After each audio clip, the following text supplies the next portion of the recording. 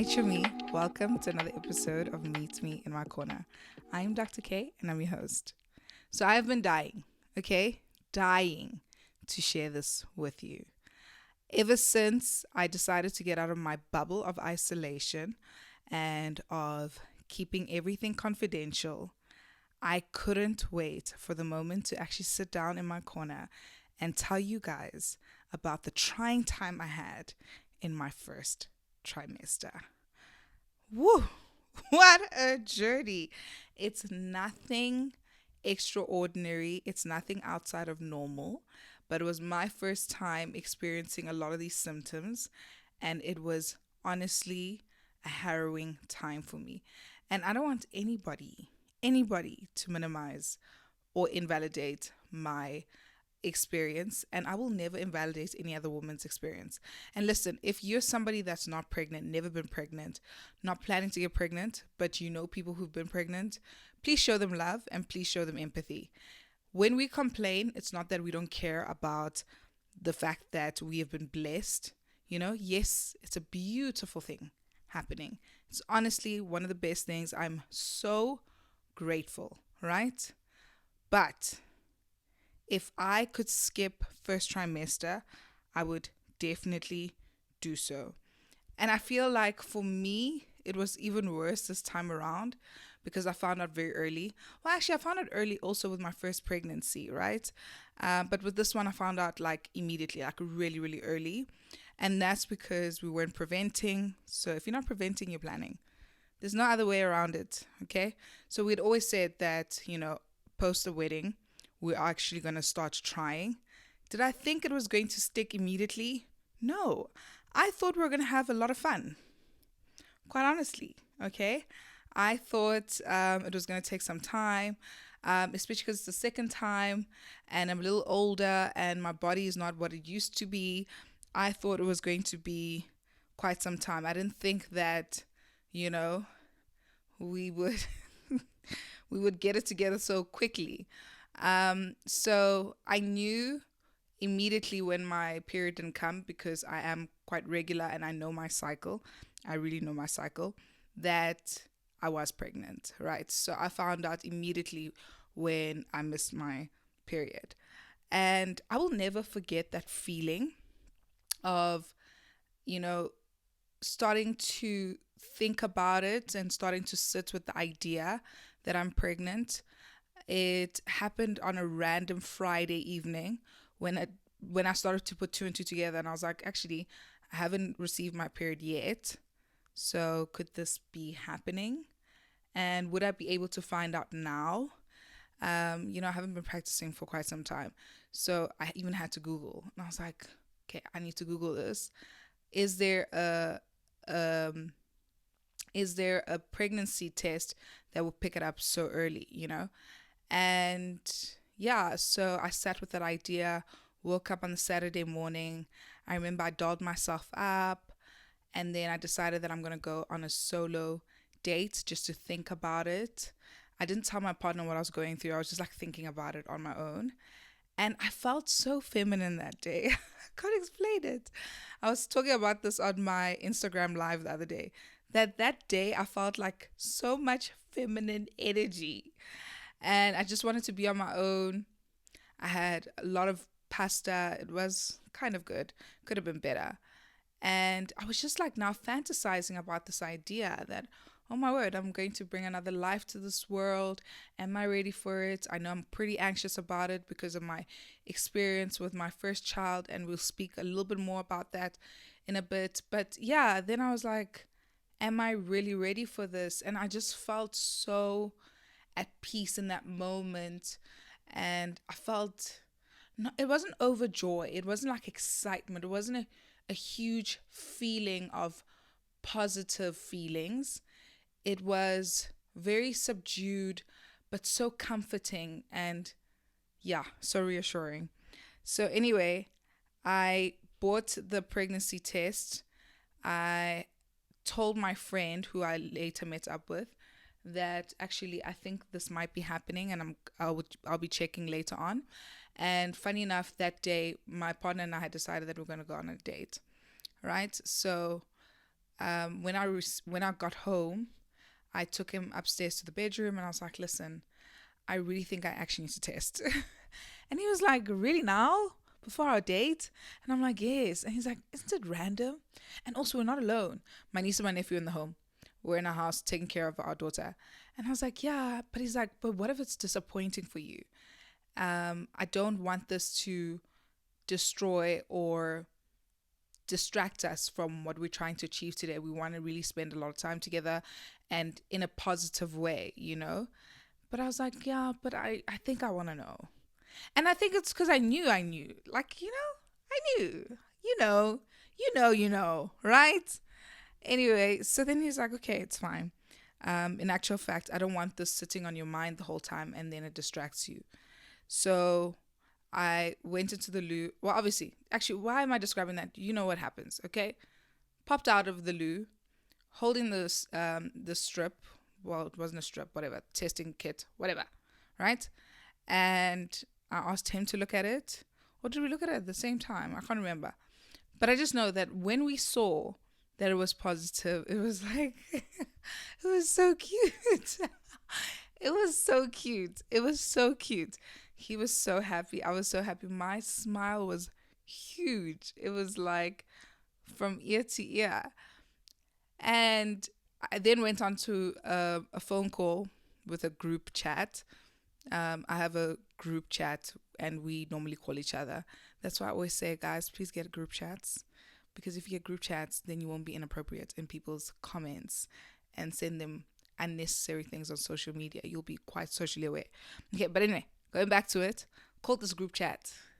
And all I did was just like show them the positive test strip. So they knew even before my family. And I was like super excited. And I just felt very feminine. I don't know how to explain that. But literally, that's the word that comes to mind. That's the feeling that I felt. I don't even know what a feminine feeling is, Okay? Don't I don't know, don't get all woke on me. I don't know what a feminine feeling is, but I felt very feminine in that moment, right? And it continued for quite some time. So I found out at like 4 weeks, which was good. And then it was decided with my gynae that I'd come in at 7 weeks just so that we could confirm where the baby is. So they're in the right place. I don't have an ectopic pregnancy, very important. And then also, is it really a viable pregnancy and so forth? Okay. Anyway, so by 7 weeks, the first symptoms started settling in. Okay. So this is what the whole episode is going to be about. The first trimester, right? This is when it actually started. So that cute feminine energy feeling was gone by then, all right? Started 6 weeks. I was like, oh my God, I was a different person completely. And before I go into it, I just want to share, right? Just going back to it of this thing of people not realizing how critical pregnancy is. Yes, it's a sacred and very beautiful experience, but it's not benign. Okay, it's not a benign experience. It is a life or death experience, and we know that, right? Now that we're in an era where we're sharing with each other quite openly, we know that people can pass away from being pregnant. It's quite it's quite a significant event in a woman's life. And it should not be played down at all, right? The body goes through so many physiological changes so that it can accommodate this little person. We increase in blood volume, your heart works overtime in terms of its cardiac output, okay, so that it can meet the demands of this pregnancy. All your blood rushes to your uterus. Your uterus actually takes over most of your blood flow. And that's why if anything goes wrong, either during pregnancy or during birth and you bleed out, it's so important to stop the bleeding because you can bleed to death, and it happens quite a lot. That's actually one of the most common ways that women pass away from pregnancy or birth related issues. And this is not to fearmonger. It's just to to actually set it in that, when a woman goes into pregnancy, it's not just it's not something that we just take lightly. And that's why we have all these other symptoms, and they seem very, very like, oh, whatever. But it's so difficult for us to describe it to others. So if you've never been through it, the only thing you can do is empathize. And hopefully, this episode will help you empathize. But as I was saying, there's so many changes. Your kidneys go through a lot of changes. That's why you urinate quite often, because you're trying to excrete as much toxins as possible. But also, you are at high risk of getting UTIs, which is something that I've had twice. Hated it. Hated it. Although the last time was my fault. It was my fault. That's a story for another day. Your digestive system completely changes, and that's because of the progesterone that is increasing to help sustain and maintain this pregnancy. So everything that's being done to keep this child alive and to help them grow sometimes feels like it's such a huge burden on you. So for those people who have had pregnancies that are uneventful, and I love that that's the best way to describe it, right? I'm completely jealous of you. But most people will actually experience an eventful pregnancy, whether they are experiencing symptoms within the normal range of pregnancy, or they're experiencing conditions and that can be very debilitating.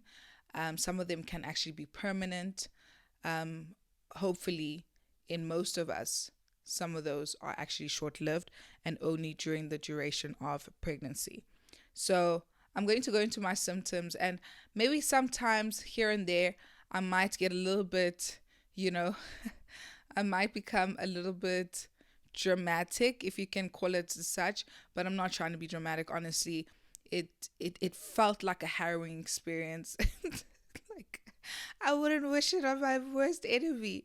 I mean, I'd wish the gift on somebody, but I wouldn't wish how I experienced, dealing and carrying this gift on anybody. So yeah, the first sickness that really almost took me into a depression, I think I was very close to a depression. Honestly, I really was all day sickness. I don't want it to be called morning sickness anymore. I don't even know who came up with that. It's all day. It's all day. Like, it's morning, night. Listen, it's all day. It even wakes you up in the evening. It's the worst, okay? The nausea was terrible. Now, I was very fortunate. I didn't have nausea coupled up with vomiting. And I am so sorry to anybody that has to experience vomiting. I would never want that, because my partner the whole time would say to me, why don't you just vomit? Because I'd have so much saliva. I could even feel it welling up in my mouth right now, just thinking about it. But I'd have so much saliva, and I'm like, where does the saliva come from? Where do you come from? Have so much saliva. I was like gagging quite a lot. She's like, just take it out. So I'm like, in actual fact, I don't want that, right? Vomiting is not nice. It's not a nice experience. To women who've experienced hyperemesis gravidum, or HG, I am so sorry. That's a condition that can really dehydrate you, can be very depressing, can be so debilitating, and it's incurable. It's only manageable, right? And for some people, they don't even really feel like it's managed well enough. So there needs to be a lot of more research on that. And that's why I'm kind of trying to push this narrative, this idea that it's significant. The things that we go through pregnancy are significant. It's not just a phase, not just a time. It can really be detrimental to one's mental health during the time, or can be really detrimental to their health. So there needs to be a lot more research done to assist and to support women during pregnancy. I truly believe in that. I understand that it is difficult because you don't want to do clinical trials on a pregnant person. Hence, a lot of the things that are deemed unsafe in pregnancy, it's not as if they can give you an estimate of why it's unsafe, so how many people it's affected, because you're not going to put someone in a position to possibly miscarry just because you want to prove that something is safe or unsafe. However, HG is just one of those things that I've seen people go through, and I think it's one of the worst things. But yeah, so I was going through all day nausea. Now, for those of you who've gone through nausea and asked yourself, why was I going through this? Okay, so it's mainly because of the hormones. So it is hormonal, right? I know a lot of women actually hate it when someone says, oh, it's just the hormones. But this time it's true. It really is just the hormones. So you've got the beta HCG, right? That is one of the hormones that will tell you about. It is necessary for helping your child develop. Okay, so your body will produce it for quite some time, and then your placenta will take over, right? It hits its peak at 10 weeks. And honestly, I love the fact that my gynae and I spoke about this. Having that information was very important to me. I feel that I am very fortunate in being privileged to understand medical terms and understand physiology, because it helps me be less unhappy about certain things. The only issue with knowing as much as I know is that I sometimes gravitate to being more pessimistic and cynical, right? Because I've seen patients, I've seen sick people more than I've seen happy and healthy people. So sometimes I have an anecdotal fallacy about certain things. So I can be a little bit more anxious. But anyway, going back to it. So the reason why I want to be quite informative in this episode is just so that you can have an understanding of why this is happening to me, so that it can kind of like ease your heart a little bit. It eased my heart, honestly, just knowing that it was going to be terrible until 10 weeks. I was like, okay, fine. There's nothing abnormal about me. And then once it happened, because 10 weeks was like literally the worst, it only started to go down from about 12 to 13 weeks. And then obviously the second trimester is literally a breeze. Well, it's not completely a breeze, but it's way better than the first trimester. It's like almost light and day, right? I mean, day and night, light and dark, night and day. Actually, that's the term. What have I been saying this whole time? You know what it's like? It's like people who say it's a doggy dog world instead of dog eat dog world. That's me. I'm a doggy dog world. I get phrases wrong all the time. And actually, if you listen to my podcast quite attentively, I probably said that wrong also. But if you listen to my podcast very, very well, you'll hear that I say a lot of phrases in the wrong way. But anyway, yes, so your beta HCG is rising, it reaches its peak, and then your placenta takes over, and then it's not so bad anymore. So then the nausea is not so bad. However, you also have digestive issues, right? Also due to the hormones. So progesterone, what it does is that it affects your stomach and your metabolism. Okay, it slows it down. So the fact that food can sit there for quite some time can lead to this nausea. What it also does though is that it relaxes your there's a sphincter, right?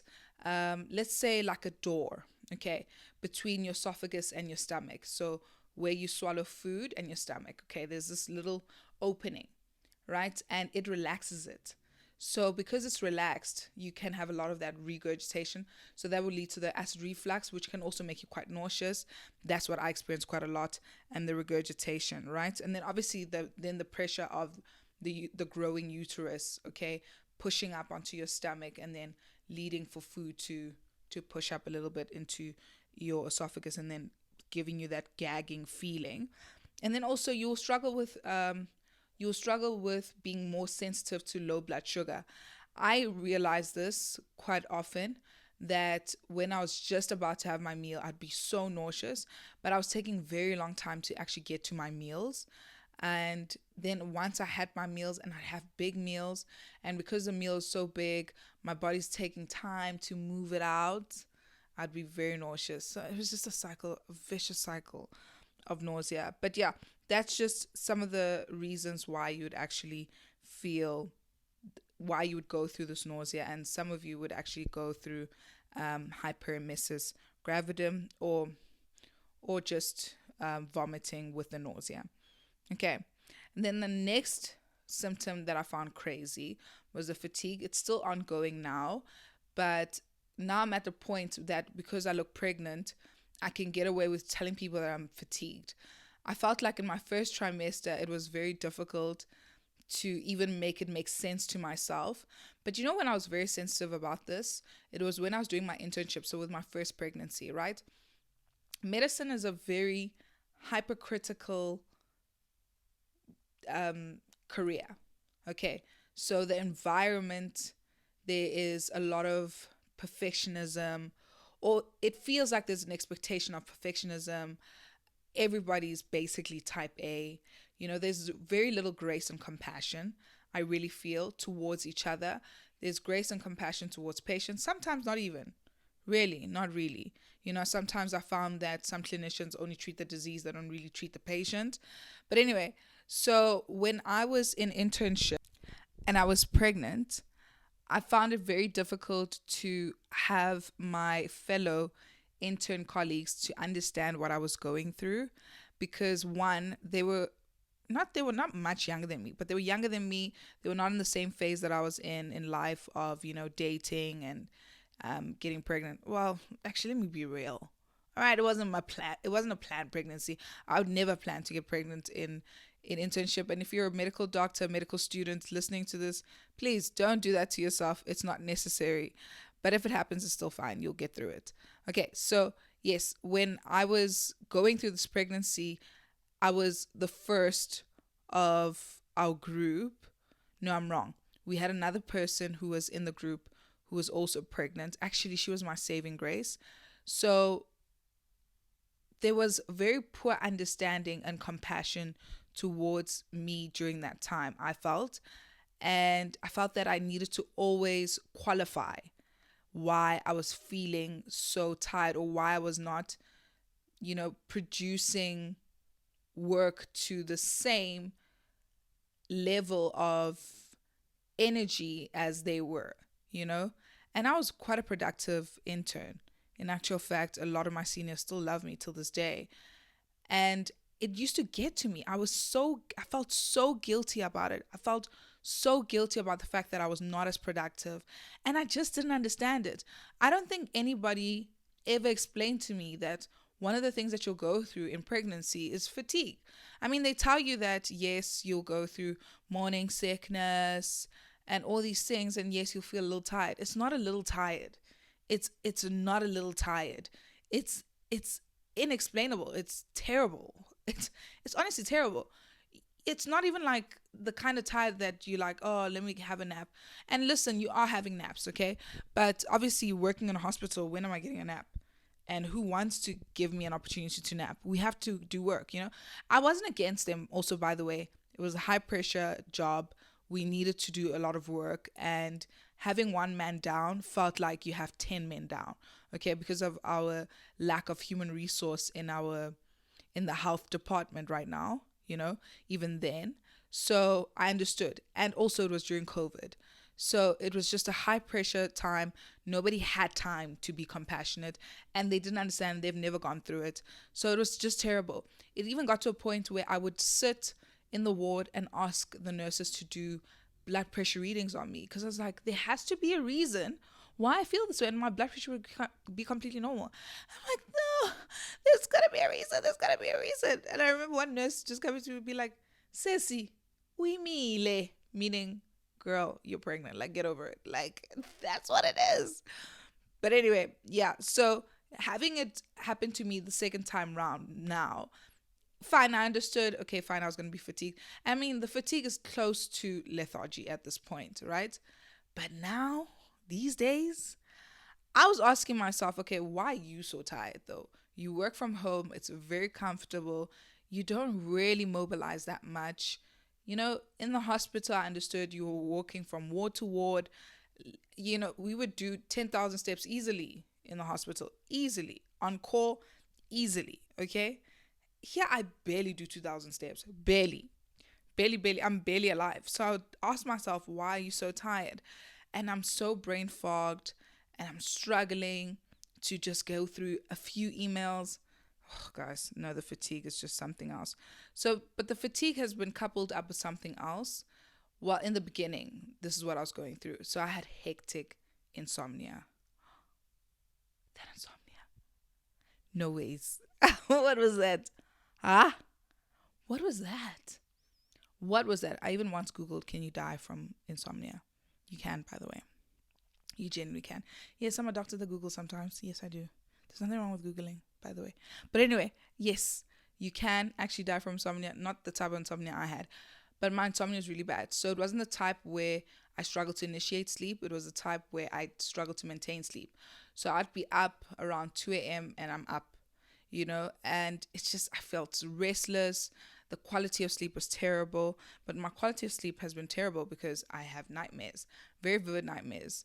And this is a true pregnancy phenomena.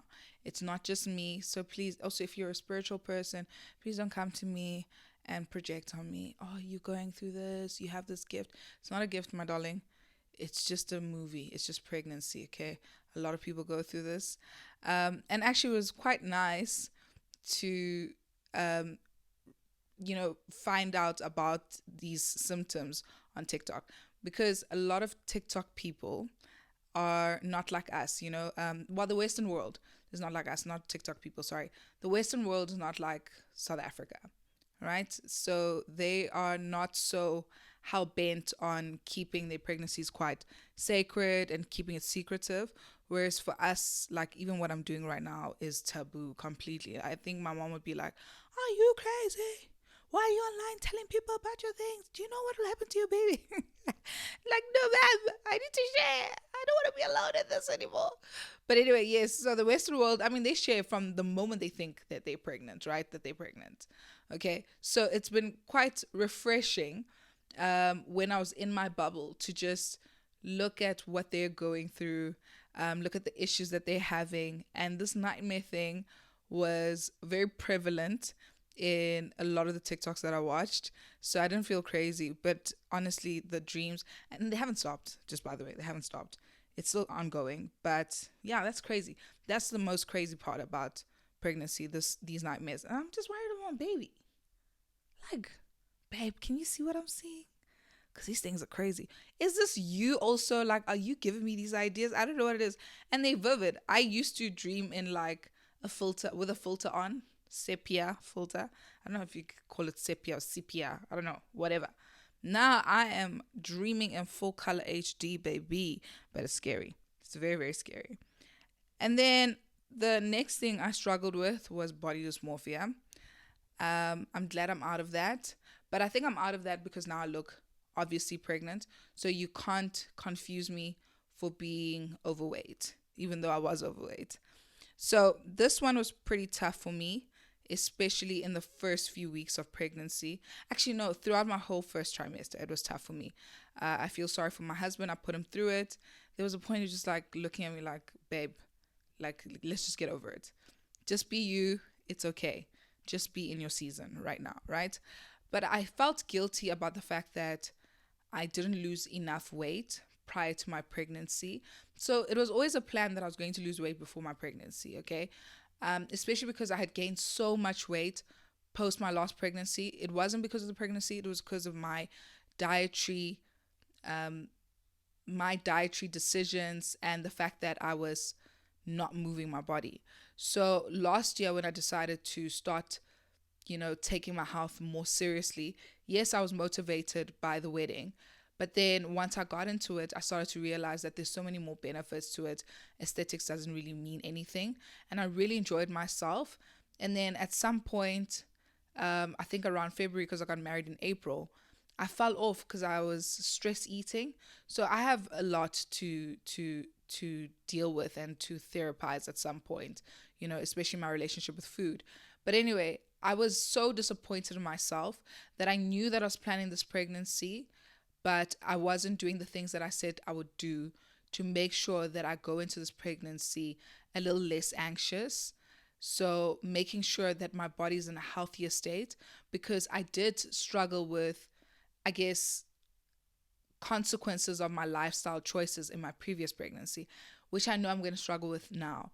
I've already even told myself that it's okay, you're going to face them because you're not even close to the pre-pregnancy weight that you were with the last pregnancy and already you were struggling, you know? So, yeah. So it's that guilt, but also just looking at my body. I just had a fuller face than what I wanted. And then I just felt like my stomach wasn't looking the way I want. It's been a thing. It's been a thing. It's been a thing. I won't lie to you. It's been a thing. It got to a point where I was obsessing over it, and I was even asking myself, should I like try to lose weight? But like, what? Losing weight in pregnancy? That's crazy. Um, but luckily, I've been vocal about it with the people close to me. I believe in asking for help and I believe in talking about your issues. So because I've been talking about my issues with some of my friends and so forth,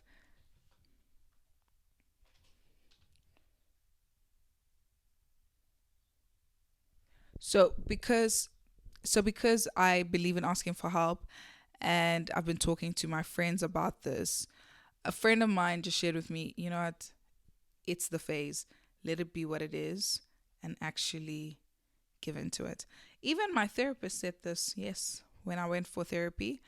And I went through therapy because of my anxiety relates to the pregnancy, which we'll talk about now. So she also said, it's a phase, like just give into it and, just make sure that you are doing the right things to keep your pregnancy healthy. Obviously, don't drink alcohol, which I'll never do. Don't have the raw foods and so forth. And the reason why we're not having the raw foods is because you don't want to, put your child at risk of also contracting the parasites that you can contract. The most common condition that is related to having raw food is toxoplasmosis, and it can actually be transmitted to your child, and your child can then develop other issues, So yeah, so I'm not doing all of that stuff, but she was just saying, just give into the phase that you're in. And then I started to enjoy myself, and that brings me to my cravings. My cravings are wild. Well, they're not wild. Actually, no, they're not wild. I'm not eating anything peculiar. I just have a huge speckled eggs craving, like it's big. Last time was jelly beans. This time, speckled eggs are perfect. Best blend in a sweet. What? Sweet, chewy, chocolatey. Everything. And a little bit of a crunch. Guys, you cannot get better. Like, I feel that Chuckles gets close, but it just needs that jelly. If it had a little bit of jelly, it would be great. But we don't need that because we have speckled eggs. Okay, so I'm also very addicted to chocolate. It's not helping my skin. I won't lie to you. But it's fine. I've literally, in my second trimester, I've given into it. I just said it's fine. It's fine. I'll fix it. I know how to lose weight. I know how to fix my body, and I know how to live a healthier life. Hopefully, I don't clog my arteries and kill myself in this phase. It's funny, but it's not funny. But yes, let's just hope I don't do so. But there's also something else that became quite prevalent, even on TikTok. I saw this, is that there's a certain fast food that becomes quite addictive during this phase. I can't share which one it is because I don't want to give them PR. But I swear, wherever you live, if you've tasted that fast food in pregnancy, you'll probably want it quite a lot. Yeah. I'm addicted to it a little bit. It's not KFC, I can tell you that. But anyway, and also talking about KFC, I'm addicted to Zinger wings, and Zinger wings normally take me to the loo. So you would say I'm allergic to them, right? They give me like hectic diarrhea. All right.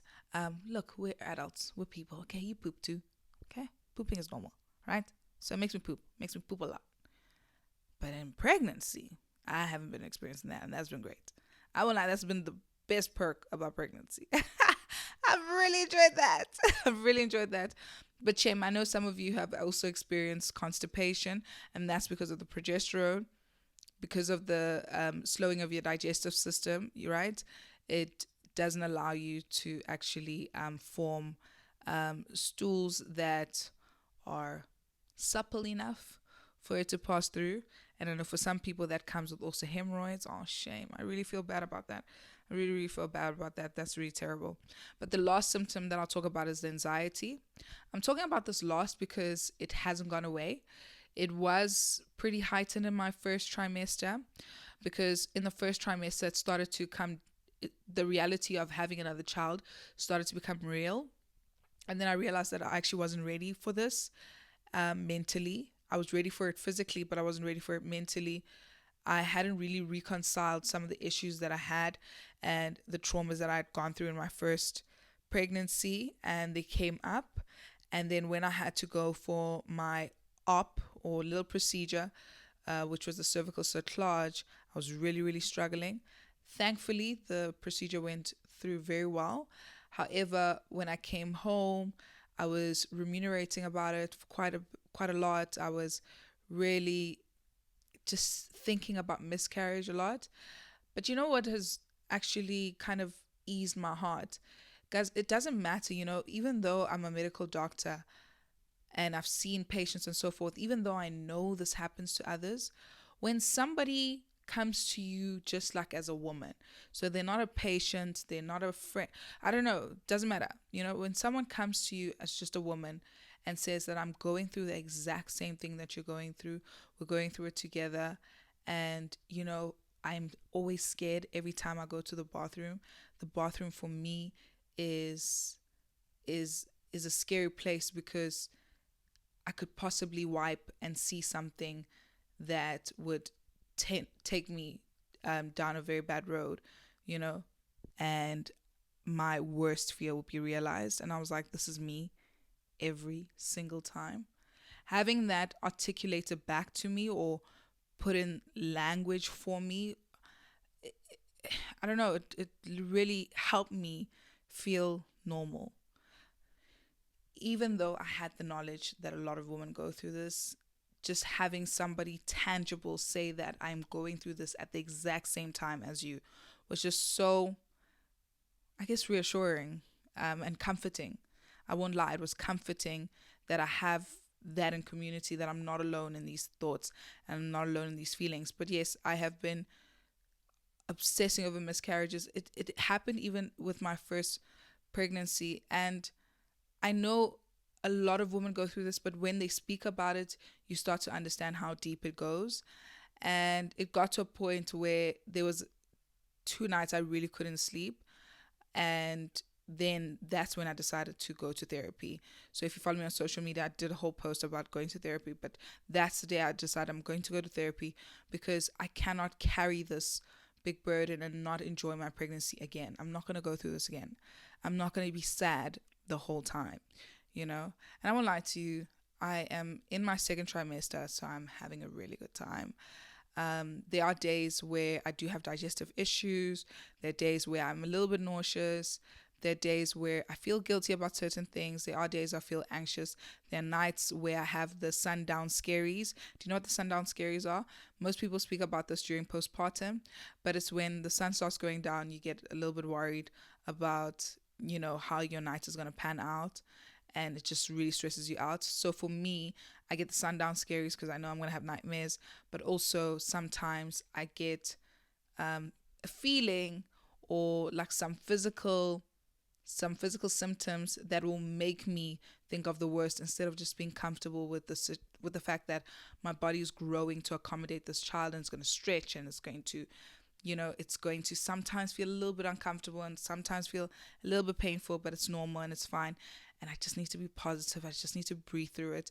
And sometimes, we find ourselves on social media consuming content that will put you in a position where you are overthinking about where you are, or you're thinking about the worst. Someone shares a story with you. Oh, this happened to me. Also, be very careful with that. I think in pregnancy, one thing that we do need to be careful with is as much as we want to grow community and so forth, but also protecting ourselves with, what we allow ourselves to consume, because sometimes those things can consume us.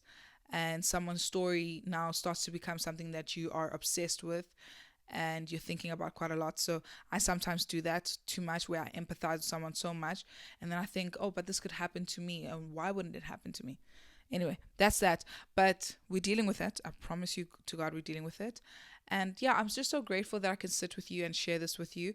I hope this conversation was healing for you. It's definitely healing for me. Always being in my corner with you is always so healing. I'm so grateful I get to do this. I am so grateful. I look at our parents and I think that They've had to deal with the consequences of silence. And I'm so glad that I don't have to deal with that. I'm glad that I trust in my voice, and I trust that, what I can share can impact someone positively and impacts me positively as a result as well. So I'm very grateful, and I can't wait to see you in my corner next week, Wednesday. No, it's Thursdays now. Next week, Thursday. Okay, bye, Chubby.